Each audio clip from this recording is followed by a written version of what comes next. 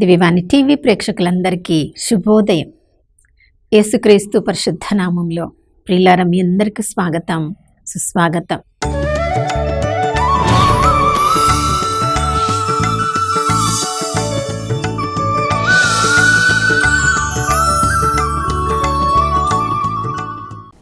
గడిచిన కాలమంతా కంటికి రెప్పలా కాచుకున్న త్రియేక దేవునికి పూర్ణ హృదయంతో, పూర్ణ ఆత్మతో, పూర్ణ శక్తితో వందనాలు తెలియచేద్దాం. నమ్మదగిన దేవుడు, విశ్వసనీయుడు, ఈ నూతన ఉదయంలో కూడా నూతనంగా తన ప్రేమను, కరుణను, కటాక్షాన్ని మనందరిపై కుమ్మరించారు. ప్రియులారా, ఆయన ప్రేమ నిత్యమైన ప్రేమ, సత్యమైన ప్రేమ. మనము ప్రభు నుండి దూరంగా వెళ్ళవచ్చు, కానీ ప్రభు ఎప్పుడు కూడా నేను విడువను, ఎడబాయను అని చెప్పి మన వెంటే ఉన్నారు. ప్రతి క్షణము తన కృపను మన మీద కుమ్మరిస్తూ ఉన్నారు. ఆ ప్రభువే లేకపోతే ఈ నూతన ఉదయంలో మనం సజీవుల లెక్కలో ఉండేవాళ్ళము కాదు. ప్రియులారా, మరి అంత గొప్ప ప్రేమగల ఆ పరలోకపు తండ్రికి ఉదయం లేవగానే ఆ ప్రభుకి వందనాలు చెప్పామా? మనల్ని సజీవుల లెక్కలో ఉంచిన ఆ దేవాతి దేవునికి స్తుతులు, స్తోత్రములు, కీర్తనలతో, భజనలతో ఆ ప్రభువుని స్తుతించామా, ఆరాధించామా? అందుకొరకే కదా ప్రభు మనల్ని సృజించింది. యెషయా గ్రంథం 43వ అధ్యాయం 21వ వచనంలో మనం చదువుతున్నాం. ఆ జనులు నేను నా కొరకు సృజించుకున్నవారు, వారు నా స్తుతులను పాడువారు. అవును ప్రియులారా, మనము నోరు తెరిచిన ప్రతిసారి మన నోటిలో నుంచి వచ్చే ప్రతి మాట, ప్రతి శబ్దము, మూలుగు కూడా ఆ ప్రభువునకు ప్రీతికరంగా ఉండాలి. అది మాటలే కావచ్చు, కీర్తనలే కావచ్చు, భజనలే కావచ్చు, ఏం మాట్లాడినా కూడా మనం ఆ ప్రభు యొక్క దేవాలయం కాబట్టి మనలో నివసిస్తున్న ఆ దేవునికి అవి ప్రీతిపాత్రంగా ఉన్నప్పుడు ప్రియులారా, దేవుని చిత్తాన్ని మనము నెరవేర్చిన వాళ్ళం అవుతాం. ఎందుకంటే మనం మాట్లాడడం దేవుని చిత్తం. కానీ ఏమి మాట్లాడాలి? అపోస్తుల కార్యములు 5వ అధ్యాయం 20వ వచనంలో మనం చదువుతున్నాం. వారి చెరసాల నుంచి బందీ విముక్తి అయిన తర్వాత వారికి 3 కార్యాలు చేయాలని వాళ్ళకి చెప్పబడింది.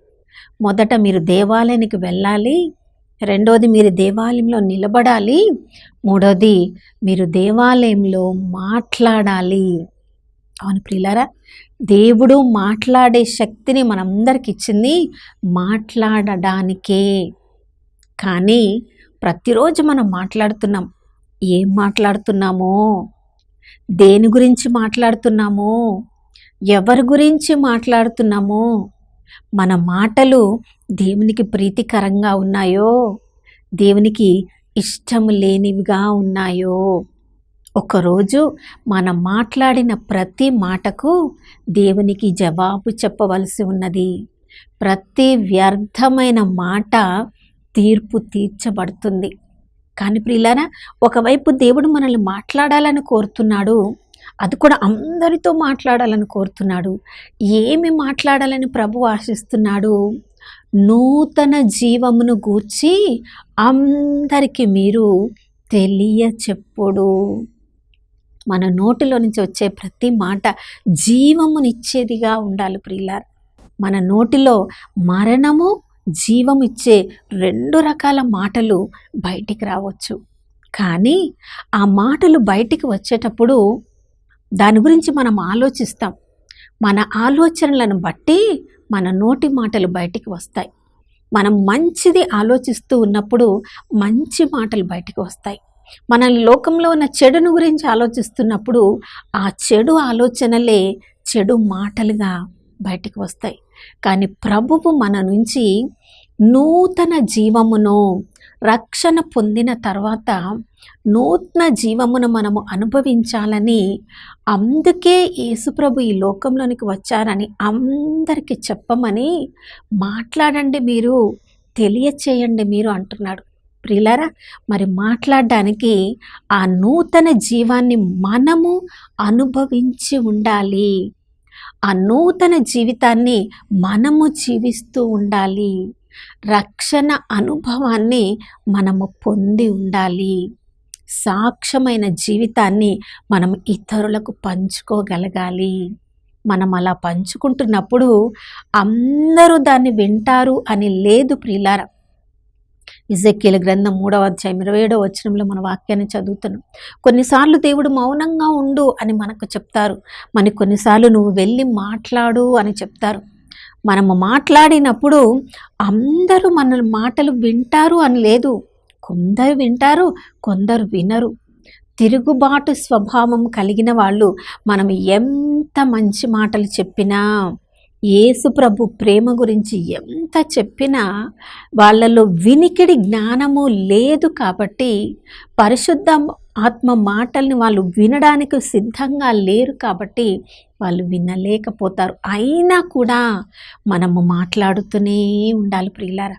84వ కీర్తన 81వ కీర్తన 10వ వచనంలో మనం చదువుతున్నాం. ప్రభు అంటున్నాడు, నీవు నోరు తెరిచినా చాలు, నీకు కావలసినంత భోజనాన్ని, ఆహారాన్ని నేను నీకు అనుగ్రహిస్తాను. నేను దేవుడను, నేను ఐగుప్తు నుండి ఇశ్రాయేలు ప్రజలను విడుదల చేసిన వాడను. అవును ప్రియులారా, దేవుని చిత్తాన్ని చేయడమే నా ఆహారమని యేసుక్రీస్తు ప్రభుల వారు యోహాను సువార్త 4వ అధ్యాయము 34వ వచనంలో చెప్పారు. మరి యేసుక్రీస్తు ప్రభుల వారే తండ్రి చిత్తాన్ని నెరవేర్చి అదే నాకు ఆహారం అన్నప్పుడు అలాంటి ఆహారాన్ని స్వీకరించడానికి మన నోరు ఎంత బాగా మనం తెరవాలి కదా. అవును ప్రియులారా, మనం మాట్లాడేటప్పుడు ఏమి మాట్లాడాలి? యేసు ప్రభు యొక్క మరణమును గురించి, సిలువ పాటులను గురించి మొట్టమొదటిగా మనం మాట్లాడాలి. ఆ దేవుడు ఎంతగా మనల్ని ప్రేమించారో, దేవుడు లోకముని ఎంతో ప్రేమించి తన ఏకైక కుమారుని ప్రసాదించారు. ఆ ప్రభువుని అంగీకరించి విశ్వసించిన వారందరికీ కూడా వాళ్ళు నశింపక నిత్య జీవం పొందుతారని మనం చెప్పాలి. రోమిలకు రాసిన 5వ అధ్యాయంలో మనం చదువుతున్నాం. ఆ దేవుని ప్రేమను మనం అర్థం చేసుకోవడానికి మన శక్తి మనకు సరిపోదు ప్రియులారా. అందుకని పరిశుద్ధాత్మ శక్తి మనలో కుమ్మరించబడింది. పరిశుద్ధాత్మ దేవుడు మన జీవితంలో జీవిస్తున్నప్పుడు, మన హృదయంలో పొంగి పొర్లుతూ ఉన్నప్పుడు యేసుప్రభు యొక్క వాక్యాన్ని అర్థం చేసుకునే శక్తిని ఇవ్వడమే కాదు, మనం ఆ వాక్యాన్ని ఇతరులకు ప్రచురము చేసినప్పుడు వాళ్ళు కూడా వినడానికి మనలో ఉన్న పరిశుద్ధాత్మ దేవుడు సహాయం చేస్తారు. అందుకనే మన మాటల్ని మనము ప్రతిరోజు గమనిస్తూ ఉండాలి ప్రియులారా. ఆ మాటలు జీవమునిచ్చేవిగా ఉన్నాయా? రక్షణను చూపించేవిగా ఉన్నాయా? పాపముల నుండి మన్నింపు పొంది మరలే విధంగా మన మాటలు దేవుని ప్రేమను వ్యక్తం చేస్తున్నాయా?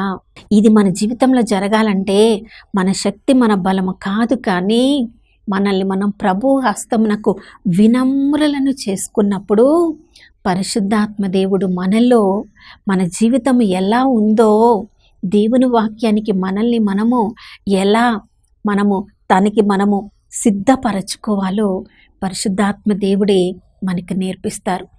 ఆ విధంగా పరిశుద్ధాత్మ దేవునికి మనము వినమ్రులమైనప్పుడు అపోస్తలులను వాడుకున్నంత గొప్పగా దేవుడు, పరిశుద్ధాత్మ దేవుడు మనల్ని కూడా వాడుకుంటాడు. పిరికి వాళ్ళైన అపోస్తలు, భయముతో ఉన్న అపోస్తలు, పరిశుద్ధాత్మతో వాళ్ళు నింపబడినప్పుడు పేతురు చేసిన ఒకే ఒక్క ప్రసంగంలో 3,000 మంది రక్షణను పొందారు. అపోస్తలు పరిశుద్ధాత్మతో నింపబడుతూ ఉన్న కొద్దీ, వాళ్ళు వాక్యాన్ని ప్రచురం చేస్తూ ఉన్న కొద్దీ ఒక్కొక్క రోజు 5,000 మంది పురుషులే వాళ్ళు రక్షణలోనికి వచ్చే జ్ఞానస్నానం పొందారంటే వాళ్ళ కుటుంబ సభ్యులందరినీ మనం లెక్కిస్తే ఎన్ని వేల మంది ప్రభు యొక్క ఆత్మను వాళ్ళు స్వీకరించారో, యేసు ప్రభు నామములో రక్షణను పొందారో. నా ప్రియ సహోదర సహోదరి, ఎన్నెన్నో మాటల్ని ప్రతిరోజు మనం మాట్లాడుతూ ఉంటాం కదా. అందులో ఎన్ని వ్యర్థమైన మాటల్ని మాట్లాడుతున్నామో, ఎన్ని ఇతరులకు రక్షణను, నూతన జీవాన్ని చూపించే మాటల్ని మనం మాట్లాడుతున్నామో. ప్రతిరోజు సాయంత్రం అయినప్పుడు ఆ ఉదయం నుంచి రాత్రి వరకు మనం మాట్లాడిన మాటలు ఇతరులను కించపరిచే మాటలా, ఇతరులకి జీవమునిచ్చే మాటలా, ఇతరులను చీకటిలోనికి నడిపించే మాటలా, చీకటి నుండి వెలుగులోనికి నడిపించే మాటలా?